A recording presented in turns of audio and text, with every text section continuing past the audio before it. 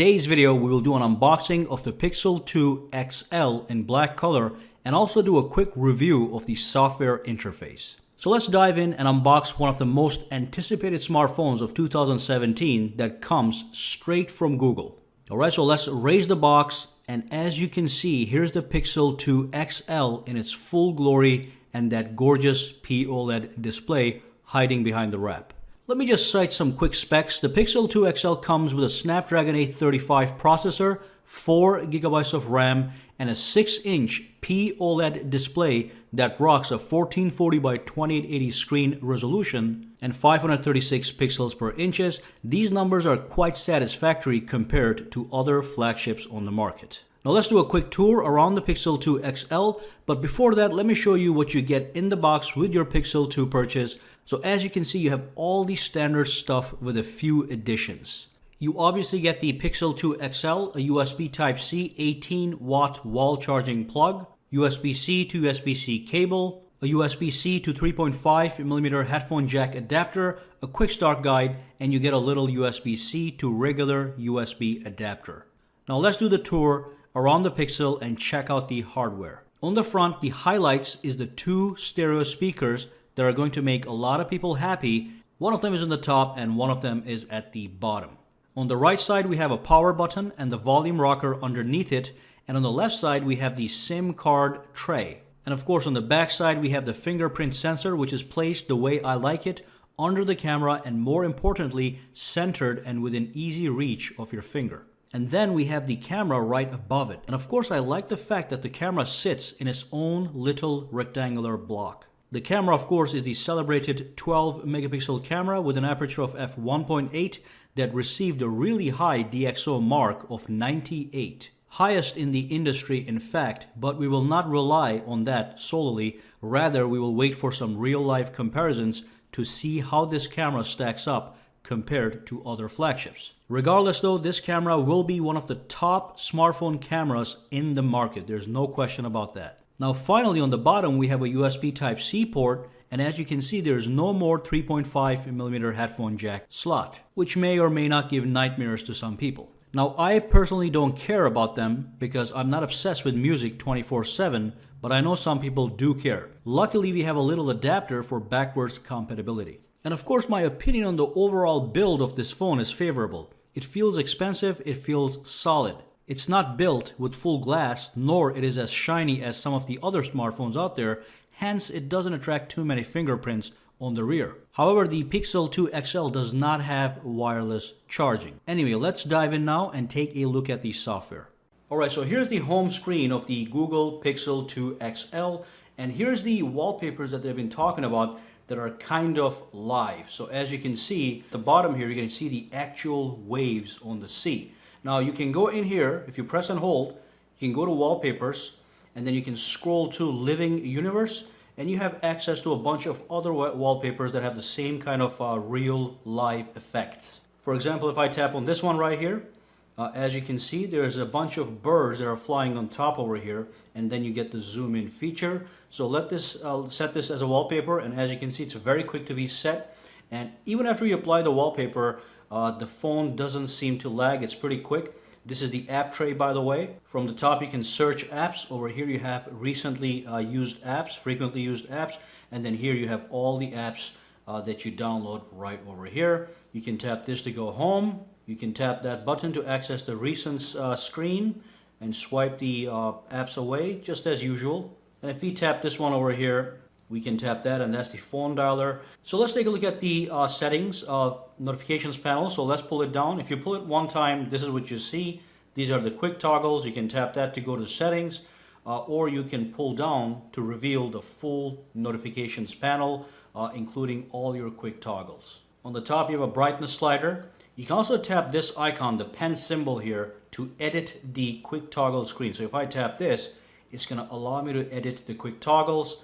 And if I tap this, it goes into the settings. And again, if I go over here, I can tap this arrow to pull the quick toggles down and tap it again to pull it up, or just tap the settings to go into the settings. So let's just quickly look around here. As you can see, we have the battery here. So if you go to the battery, you'll see that you'll see a last full charge. So this is the full charge you've had. It gives you how many hours was your phone fully charged since the last full charge. So that's a nice statistic. And you have all these options at the bottom. You can turn on battery saver. You can turn on the battery percentage meter that shows a percentage meter on the top. And you can actually enable adaptive brightness, which just means automatic brightness. And if you scroll down, it'll show you which app or service is using most of your battery life. If we go back here and go to display, there's a bunch of things here that might be new. That are actually new for the Pixel 2. As you can see, you have the night light. That's the standard feature. Adaptive brightness is a standard feature. You can access the wallpapers from here as well. And you can tap on advanced. And the thing that you're going to see that is actually new is at the bottom here. It's called the ambient display. This is the always on display. Now when you tap this guy, you have a bunch of options. You can actually have it enabled, and if you do have it enabled, even when your phone is turned off, you're going to see a display that is on all the time. It's going to show you the time, it's going to show you the notifications, and other information that I'll show you in a second. It is saying here that it's going to increase the battery usage, so use this carefully.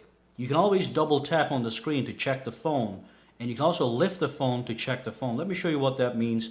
And over here, you can enable notifications. If you do get notifications, do you want to see them on the ambient display or not? You can turn that off if you don't want it, or turn it on. Now let's turn off the phone and see what this thing looks like. All right, so that's the always on display. As you can see the time, the date, and you have a little notification at the bottom. And you can double tap to check your phone, okay? And that's gonna take you to the lock screen, and you can unlock it from here. In this case, I don't have a PIN number, but that is the always on display, the Pixel version, which is called the ambient display.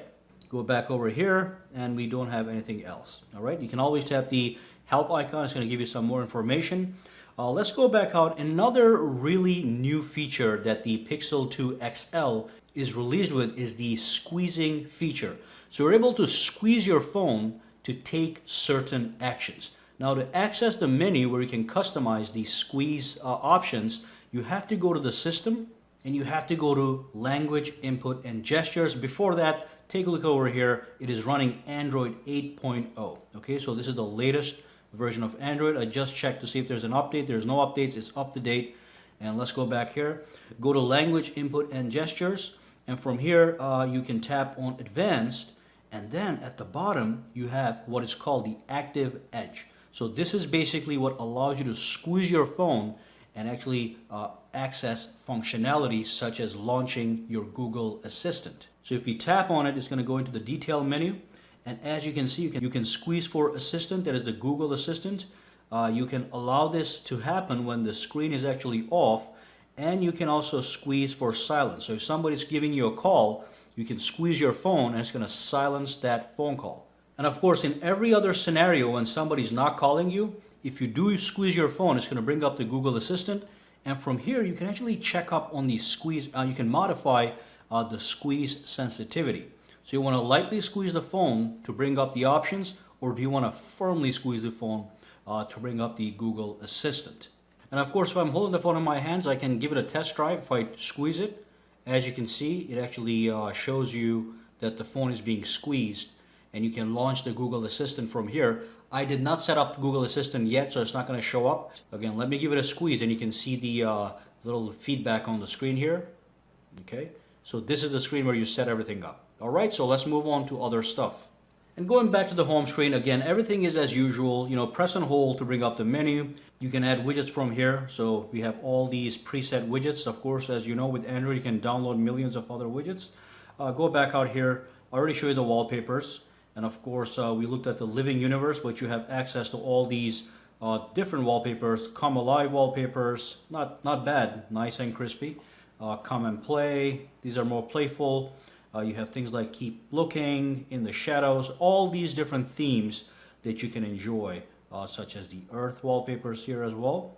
Okay, there's so many of these guys that there's a huge selection of high quality wallpapers. But of course, the highlight is the living universe wallpapers that are animated. All right, take a look at this. This is the actual world. Let's just say allow.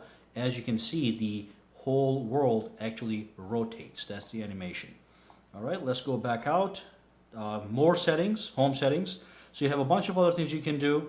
Add icons to home screen when you download a new app, display the Google app suggestions, blah, blah, blah. Allow home screen rotation, which is, if you want landscape or portrait.